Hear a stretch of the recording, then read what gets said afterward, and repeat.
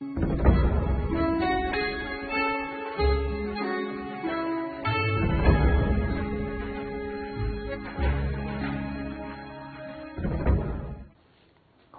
Kelam deyince daha ziyade Kur'an-ı Mucizül Beyan'ı anlıyoruz.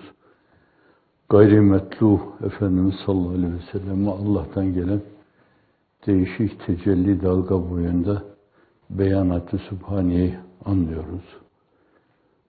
Ehlullah'ın esasen ehli keşfin kalplerine Hazreti Pir futur etti filan tabiriyle ifade ediyor. Başkaları doğrudan doğruya ilhamdan bahsediyorlar. Hatta İsmail Hakkı Bursevi Hazretleri gibi bazıları açıktan açığa Cenab-ı Hak'la mükalemesinden bahsediyor. Bütün bunların hepsini aynı kategoride müteala edebiliriz. Evvela onu anlamak lazım. Yani Hazreti Kelam derken çocukluktan itibaren onun bizim için ifade ettiği bir mana vardır yani. Söylenince Kur'an-ı Kerim mukaddes bir beyan, esasen ona inanmak lazım. Allah kelamı, dedikleri her şey doğrudur onun. Allah, peygamber, haşr, neşir esasen, mizan, terazi, cennet, cehennem, nazari olarak diyorum. Belki bu hususla alakalı antiparantez bir şey ifade etmek gerekecek, icap edecek. Bu aynı zamanda Hazreti Kudret dediğimiz şey daha ziyade Cenab-ı Hakk'ın tekvini emirler alemindeki esasen tasarrufatı subhaniyesini kastediyoruz. Kudretin taalluk alanı. Esas kudret taalluk alanı itibariyle öbür alemde tam tecelli edecek. Burada biraz kudret, hikmet eksenli cereyan ediyor. Yani bir yönüyle aynı zamanda o işin içinde bir kısım maslahatlar, faydalar, hikmetler filan mülahazası da oluyor. Böyle akılla izah edilebilecek gibi bir üslupla esasen mesele ifade ediliyor. Yani kudretin taalluk öyle oluyor. Ama öbür tarafta esasen o kudreti kahire, iradeyi bahire böyle şu esasa dayandırılarak bu esbabla izah edilecek gibi değil. Doğrudan doğruya taalluk ettiği zaman. Tabiri diğerle o kün fekan meselesi tamamen orada o tezgah işleyince, o sistem işleyince her şey oluveriyor. Hiçbir sebep yok. Üstadın yaklaşımıyla izzet ve azamet ister ki esbab perdedarı desti kudret ol aklın nazarında. Tevhid ve celal ister ki elini çeksin tesiri hakikaten. Esbab niye vazedilmiş? Umuru hasise ile kudretin mübaşereti görülmesin diye. Doğrudan doğruya. Öyle şeyler var ki o türlü kötü fiillerde özne olarak zat-ı uluhiyeti mülahazaya almak Cenab-ı Hakk'a karşı saygısızlık olur. Esasen bunların birisi bir yönüyle o meselenin izahı, belki tafsili. Onun için o meseleye yaklaşırken de diyor yani, sus kainat mescidi kebirinde Kur'an kainatı okuyor, onu dinleyelim, onu bir düzeban edelim. Evet söz odur, ona derler hak olup haktan gelip hak diyen ve nurani hikmeti neşreden yalnız odur diyor. Bu iki kitap arasında, bu iki hakikat arasında esasen öyle bir münasebet var. Biri tekvini şekilde böyle cansız gibi görülen hadiseler ama yine kudretin tasarrufuyla oluyor. Öbürü ise onların mahiyeti nefsül emriyesini okuyor bir yönüyle. Onların analizlerini sizin önünüze seriyor. Bir sergide onları temaşa eder gibi ediyorsunuz.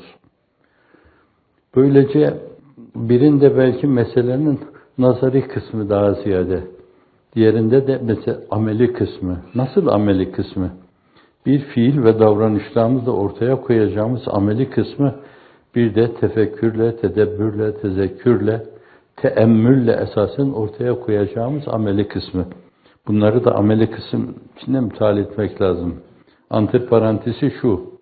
Alman filozofu Kant bana vaizlik müftülük imtihanında sorulan sorulardan da bu. Aklı ikiye ayırıyor. Ameli ve nazari akıl. Nazariyle de Allah'ın bilinmeyeceğini söylüyor.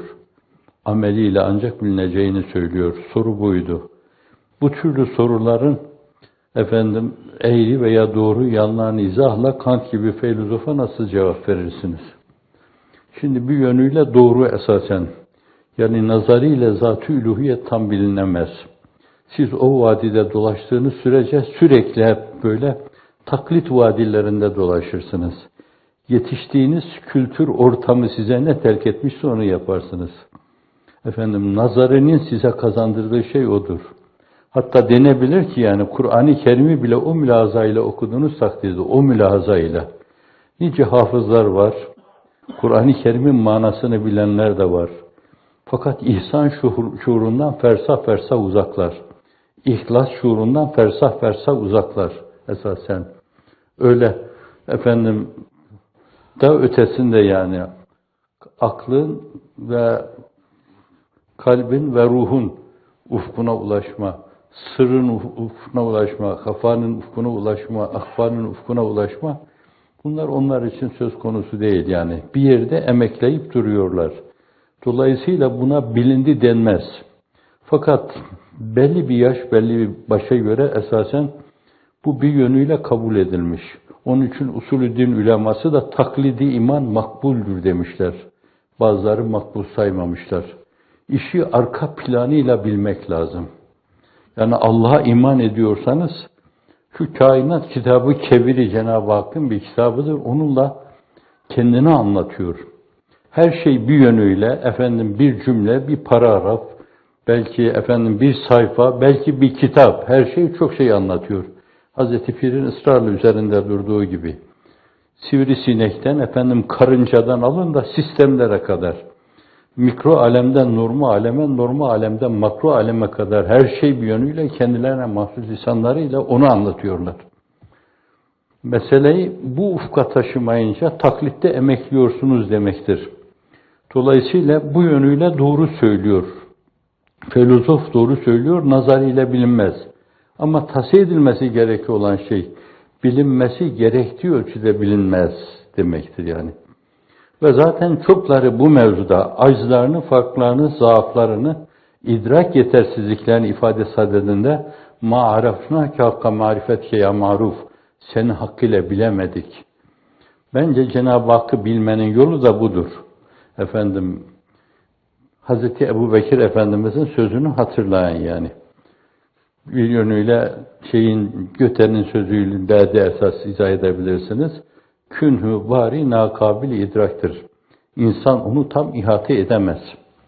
Onu tam ihate edememe, ihate etme demektir yani. Seni tam kavrayamadık demek.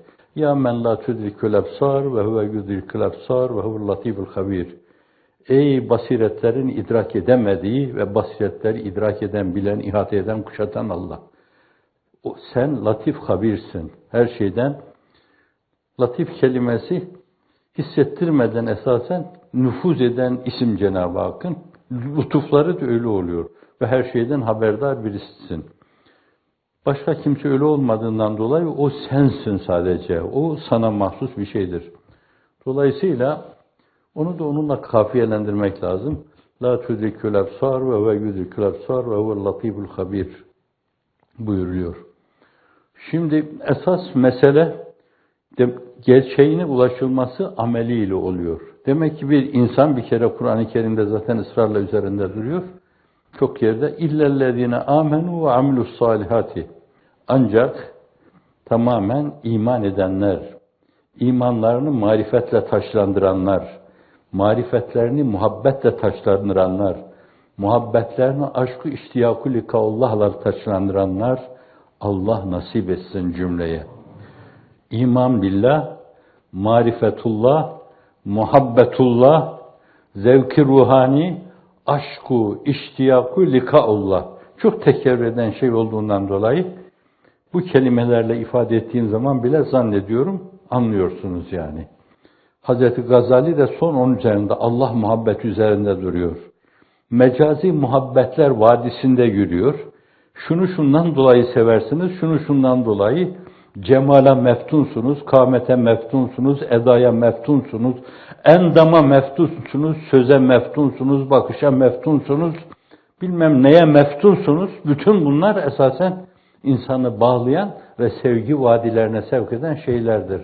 Ama düşünün ki bütün bunların hepsi o güzeller güzelinden gelen tecellinin gölgesinin gölgesidir. Nasıl onu sevmezsiniz? Nasıl ona karşı aşk iştiyak duymazsınız? Taklit vadilerinde dolaşanlar anlamaz bunu. Fakat insan ona talip olmalı. Ne olur Allah'ım, imanı billah'tan sonra marifetullah. Bahtına düştüm marifetullah'tan sonra muhabbet. Oturup kalkayım ben bir yönüyle Leyla'nın Mecnun'u olayım. Şirin'in Ferhad'ı olayım. Azra'nın Vamık'ı olayım. Bilmem kimin kimi olayım. Daha doğrusu Allah'ın Hazreti Muhammed'i olayım. Sallallahu aleyhi ve sellem. Cenab-ı Hak öyle eylesin. Aşkı, iştiyakı likaullah. Ne ile oluyor? İman evvela. İman etmek. İmanı izan haline getirmek. İzan sözcüğüyle ifade edilen şey, sözcüklere bakılacak olursa, aksine ihtimal vermeyecek şekilde riyazi katiyetin üstünde bir katiyetle Allah'a inanma. 2 kere 2 4 eder. Bunda kimsenin şüphesi yok. Ama benim şüphem var. Çünkü kemmiyette adetler birbirine müsavi değildir. Bazen biri diğerinden 10'da 1 farklı olabilir. Yan yana getirdiğiniz zaman da tam 4 yapmaz 2 tane 2. Bazen 3,5 yapabilir, bazen de fazla gelir, 4,5 yapabilir. Bunda bile şüphe vardır. 2 kere 2'nin 4 etmesinde şüphe olabilir.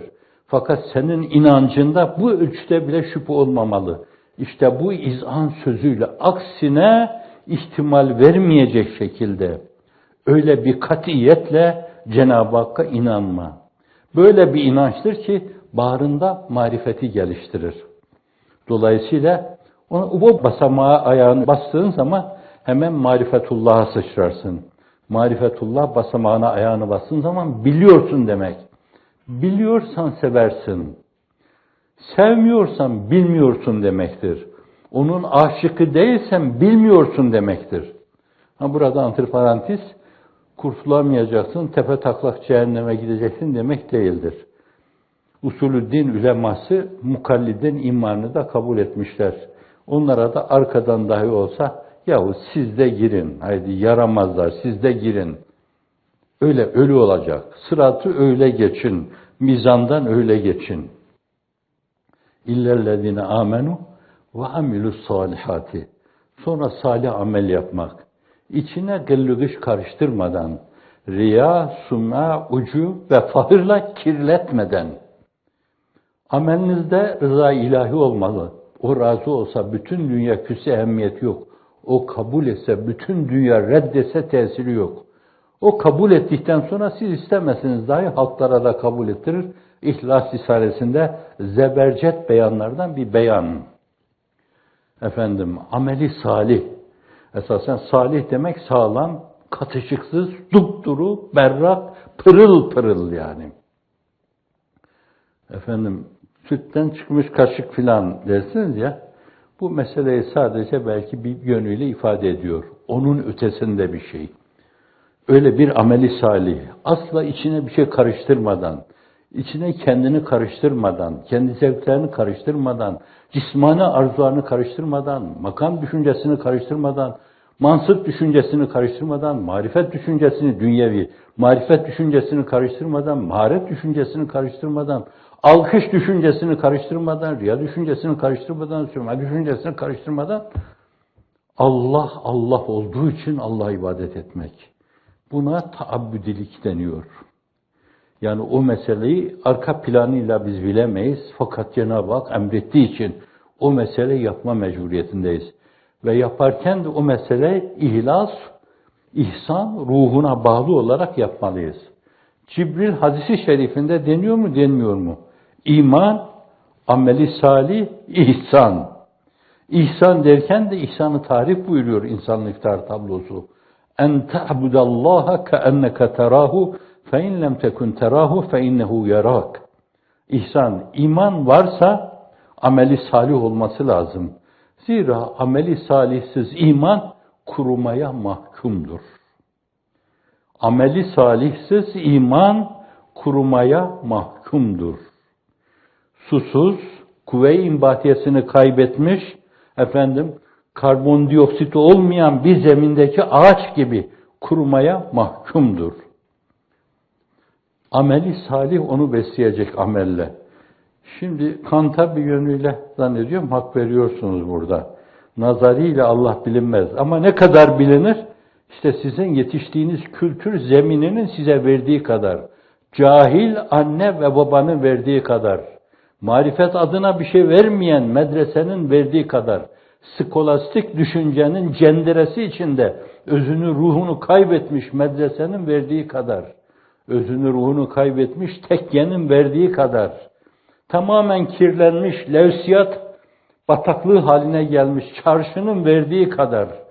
Bütün bunlardan uzaklaşmış, kendini felsefe akıntılara salmış, naturalizmdir yok, materyalizmdir yok, bilmem nedir düşüncelerine kendini salmış, mektebin verdiği kadar. Onunla bir yere varılmaz, onlarla bir yere varılmaz.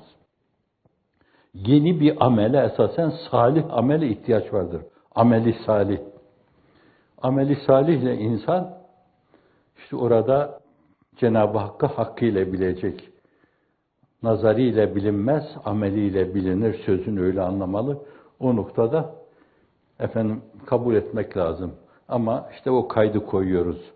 Yani onun dediği şeye bakılırsa nazari bütün kaldırat ve her şeyi ameliye bağlat ve ondan sonra işte değerleri ona bina et filan diyelim ben. Öyle dediği zaman bu ehli sünnet vel cemaatin veya usulü din ulemasının dediği şeyi görmezlikten geliyor demektir. Bir kitap Cenab-ı Hakk'ın kelam sıfatından geliyor. Hayat, ilim, semi, basar, irade, kudret, kelam, bir de maturidilerin tekvin şeyini ifade ediyorlar. O zaman 8 oluyor. Kelam. Kur'an-ı Kerim kelam sıfatından geliyor. Allah'ın beyanı sübhanesi. Anlayabilecek bir insanın aynı zamanda benzetmek olmasın, tıpkı şifreler halinde geliyor. Yanında oturanlar da duymuyorlar. Sadece onun üzerindeki tesiriyle onun kış gününde bile buram buram ter döktüğüyle anlıyorlar. Ayşe validemiz, canım kurban olsun mübarek annemize, öyle diyor. Kış gününde bile buram buram ter döküyordu. Tir tir titriyordu, zangır zangır titriyordu. O vahiy geldiği zaman. Kelami ilahi bu. Bir yönüyle o Cenab-ı Hakk'ın kelam sıfatından geliyor. Diğer tekvini emirlere gelince onlar da aynı zattan geliyor. Onlar da Cenab-ı Hakk'ın yine ilim sıfatının plan, program ve projesine göre kudret ve iradesiyle ortaya konmuş ayrı bir kitap. Bir kitab-ı azamdır seraser kainat. Hangi harfi yoklasan manası Allah çıkar diyor.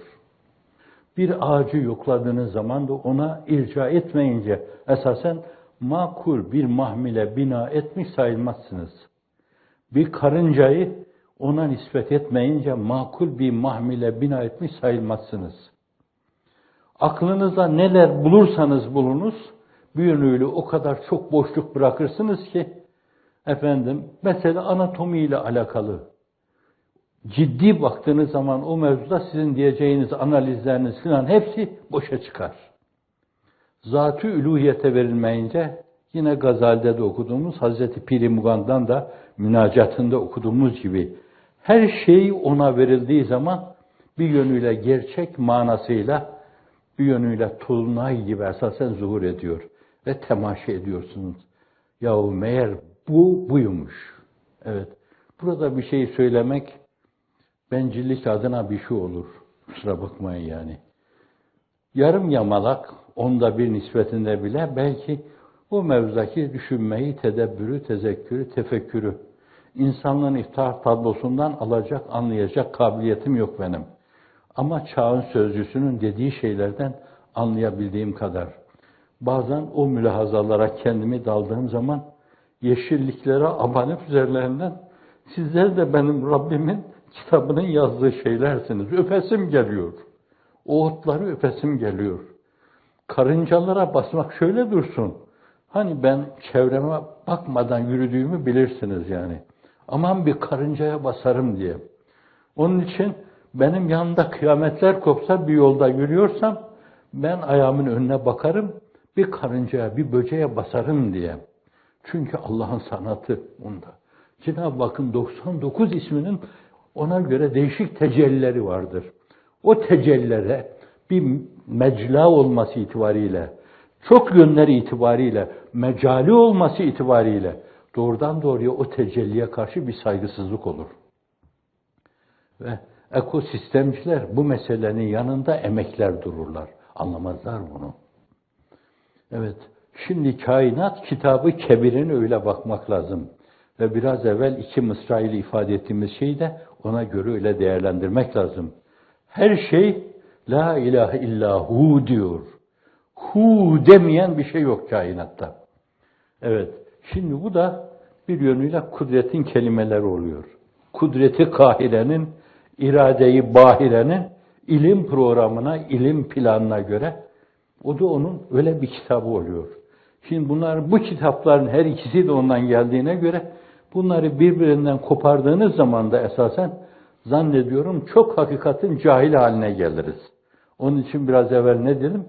Skolastik düşünce bataklığına saplanmış medrese dedik efendim. Nasara yansuru nasran fe nasrun veya Farsça guft, guyent, guften, guyende. Bunlarla anlaşılmaz mesele. Ve diğerlerinin işte felsefi mülahazaya göre kainatın mahiyeti şundan ibarettir. İnsan anatomisi şundan ibarettir. Gözün fonksiyonları, kulağın fonksiyonları, ağzın fonksiyonu, dilin fonksiyonu, tad alma fonksiyonları, kalbin aktiviteleri, bunun kolonların aktiviteleri, diğer şeylerin aktiviteleri bunlar. Bütün bu analizler mahruti bir bakışla bakmadığınız zaman da zat-ı uluhiyete veremezsiniz bunları. Zat-ı uluhiyete vermediğiniz zaman da o kadar çok boşluk bırakırsınız ki bir şey yaparsınız bu mevzuda. Fakat yaptığınız her şey altı boş olur. Altını doldurmanın yolu Cenab-ı Hakk'a nispet etmeye bağlıdır. Varlık da kudret ve iradeden gelen o varlık da aynı zamanda kudret-i kaidenin bir eseri olması itibariyle o kelam sıfatının bir yönüyle belki farklı bir şekilde tecellisidir. Bu iki kitap birbirinden koparıldığından dolayı biz 3'e irca ediyoruz bunu. Biri dini ilimler diyoruz esasen. Dini ilimler bir yönüyle onları doğru anlamak için sarf, nehy, meam, beyan, bedi, bu aynı zamanda belki usul diyebileceğimiz şeyler. Ondan sonra Kur'an-ı Mucizül Beyan doğru okumak. Ondan sonra sünnet-i seniyeye doğru vakıf olmak. Hatta sünnet-i seniye üzerinde dururken nakdi ricalde bulunmak, nakdi metinde bulunmak, erbabı bilir bunların ne demek olduğunu. O dini ilimleri öyle bilmek. Şimdi mesele medreseye ait fonksiyon bu. Fakat medresenin fonksiyonu sadece bu değildi. 5. asra kadar o medreselerde yetişen insanlar, bir Harizmi'yi düşünün. Yani uzun zaman Endülüs'te onun sistemleri kullanılıyor. Bir İbn Sina'yı düşünün yani. Gazali bir yönüyle tenkit ediyor, zannediyorum o nur ayeti. Allahu nuru semavati vel ardi meselun nur kemişkatin fiha misbahel misbahu fi züccace. O yönüyle. 55 yaşında vefat ediyor adam. O dönemde ortaya koyduğu şeylere bakınca günümüzün tababetinin çok önünde şeyler ileriye sürüyor. İnsan aklı durur. Medresede yetişmiş. Yani dini ilimleri öğrenmenin yanında aynı zamanda tıpta da zirve yapmış bir insan. Müşarun bil benan olmuş bir insan. Fakat aynı dönemde o insanlara bakınca Gazali'nin bahsettiği şeylere bakıyorsunuz yani. 1059'da dünyaya gelmiş bu insan. Kaç asır evvel? 1059'da dünyaya gelmiş bu insan. Bakıyorsunuz tıptan bahsettiği şeylerde, felsefeden bahsettiği şeylerde zannediyorsunuz her şeyi adam tetkik etmiş, gözden geçirmiş. Şimdi tüm bunlardan uzaklaşan bir medrese esasen skolastik bataklığa balıklamasına gitmiş, aborda olmuş. Sonra tekke ruhunu kaybetmiş sadece. Bir taraftan İslami ilimlerden uzaklaşmış, atadan evlada miras bırakılacak şekilde hilafetler icat edilmiş. Ben ölüyorum, oğlumu halife tayin ediyorum. Bundan sonra gelirsiniz onunla. Nakşiyseniz sadece hatm-ı haceken yaparsınız. Kadiriyseniz ve başka tariklerden Şazeliyseniz halkay zikirler yaparsınız. Cehren, la ilahe illallah, la ilahe illallah, la ilahe illallah. Çocukluğumda her ikisine de şahit oldum bunların. Hem Kadiriliğe hem de Nakşiliğe. Hatta konsantrasyon adına belki bir yönüyle görülüyor olma, mülahazasını o şekilde ifade etme adına Alvar İmam-ı Merhum Kutup gibi bir insandı. Işıkları söndürürdü. Karanlıkta konsantrasyonu sağlamak için onun tarafından görülüyor olmayı bu mülahaza ile esasen temin etmek için elem neşrah leke şerif ederdi. Bir de sesiyle o mevzudaki ciddiyet ifade ederdi. Fatiha-i Şerife ederdi böyle. Salavat-ı Şerife ederdi. Millet de o süre zarfında bir sürü salat-ı selam okurdu. Bir sürü Fatiha-i Şerife tilavet ederdi. Bir sürü elem neşrah leke tilavet ederdi. Kadiriliği de vardı. Dolayısıyla bazen de el ele tutarlardı. Yine ışıklar söndürülürdü. O serzakir olarak ortada dönerdi. Ritim katardı onlara. Bir senfoni idare ediyor gibi esasen. O ritim ayrıca insana ayrı bir lezzet verirdi. Belli bir dönemde ama bu esasen bizim ölüm dönemine, musallaya doğru gittiğimiz dönemdi. Tevarüs edilmiş bir şey yaşatılıyordu. Atalarımız onu yaşamışlardı. Tevarüs edilen bir şey esas, kırıntılarıyla yaşanıyordu. Kıtmir kırıntılarıyla yaşananları gördü. O bile bayıltıcıydı. Evet, antiparantez. O bile bayıltıcıydı. Sonra dünyevi ilimler esas, pozitif ilimler, bunlar tamamen dinin dışında. Ne tekke ile, zaviye ile, dervişlikle, kalbi ruhi hayatla, sırrı hayatla, hafi hayatıyla, ahfa hayatıyla alakaları var. Ne İslami ilimlerle alakaları var, ne Allah'a imanla alakaları var. Akanimi selase birbirinden koparılmış, kaç asırdan beri? 5. asırdan bu yana. Belli dönemlerde kısmen canlandırılmaya çalışılmış bu belki. Kalp masaj yapmak suretiyle esasen canlandırılması gibi bir şey. Yoksa kalp durmuş esasen. Beyin ölümü olmadığından dolayı demişler hele bir zorlayalım bunu, belki canlandırırız. Azıcık canlandırmışlar. İşte Ali Kuşçu, Fatih Cennet Mekan, Asya'dan çağırmış, getirmiş yani. Ne öğrenebiliriz ondan? Daha başkalarından ne öğrenebiliriz? Fakat asıl meselenin grubu 5. asırla başlamış. Yani neredeyse 1000 sene evvel tevekkuf. Dolayısıyla 1000 sene evvel hakikati İslamiye'nin 3 esası, tekvini emirler, pozitif ilimlere esas teşkil eden hususlar, kalbi ve ruhi hayata bakan meseleler ve aynı zamanda medresenin esas aldığı esas İslami ilimler, bunlar talak-ı selase ile boşalmış birbirinden. Sonra başka kapıların tokmağına dokunulmuş. Gitmişler bazen Kant'a sığınmışlar, bazen Descartes'a sığınmışlar, bazen Pascal'a sığınmışlar, bazen başkasına, bazen ta gitmiş Aristoteles'e sığınmışlar.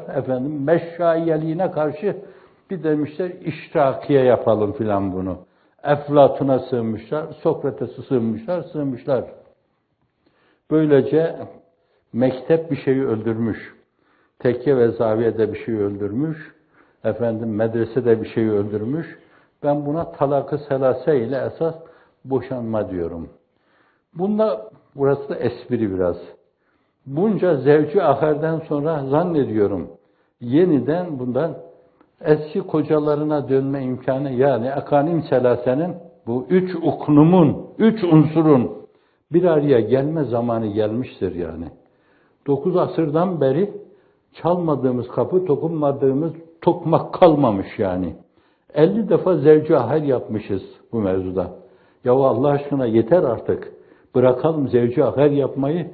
Gelin bu 3 şeyi birleştirmek suretiyle akanim selase, kendi çadırımızı veya kendi binamızı, kendi bünyanımızı burada inşa etmeye çalışalım. Bunun statiği, aynı zamanda bunun blokajı, statiği Allah'tan, blokajı Resulullah tarafından ikame edilmiş, Selefi Salihin tarafından esasen korunmuş, desenleri ona göre yapılmış. Onu eski güzelliğine ulaştırmaya çalışalım Allah'ın izni inayetiyle. Meselenin temamiyeti buna bağlı. Tasavvufa giden yol, esasen dini mübin İslam'ın emirlerini bilmeden, sufilik esasen. Onu ifade ederken de, madem hakikat böyledir, hayvaniyetten çık diyor. Yani insanın bir hayvani ruhu var, normal. Biz uyurken de o yine otağını kurmuş, ayrılmıyor, duruyor.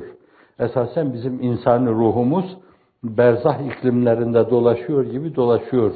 Ve rüyalar alemine de işte o giriyor. Hayvaniyetten çık, cismaniyeti bırak, kalp ve ruhun dereceyi hayatına yüksel diyor.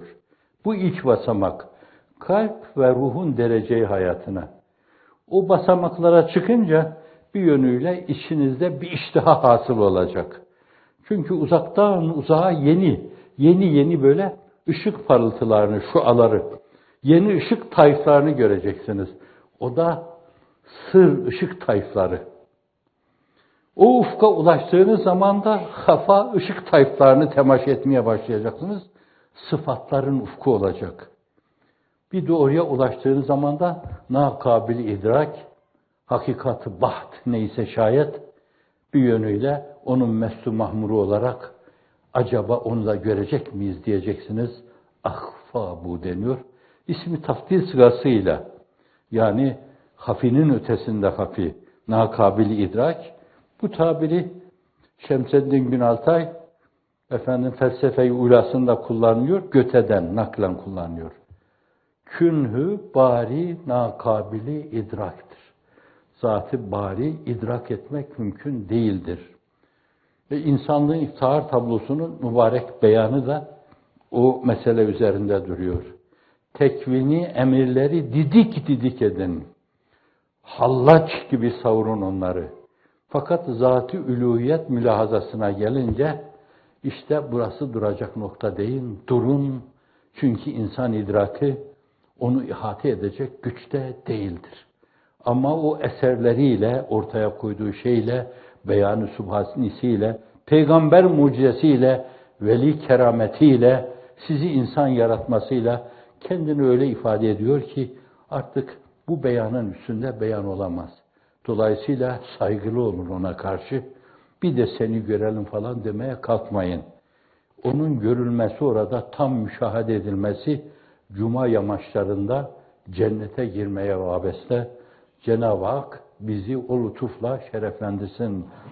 Burada yine antiparantez bir şeye geçeceğim. Cuma yamaçlarında Cenab-ı Hakk'ın temaşası sözüyle zat-ı üluhiyetin müşahede edileceğini ifade ediyoruz. Dünyada Cenab-ı Hakk'ı insanın görmesi, ihate etmesi mümkün değil. Demek öyle bir ufka ulaşması lazım ki bu cennet yamaçları. Orada insanın kalbi tam açık böyle bir mirat haline geliyor. Ve yine herkes kalbinin inkişafına göre Cenab-ı Hakk'ı tolunay gibi müşahede ediyor. Yani kendine akseden şekliyle müşahede ediyor.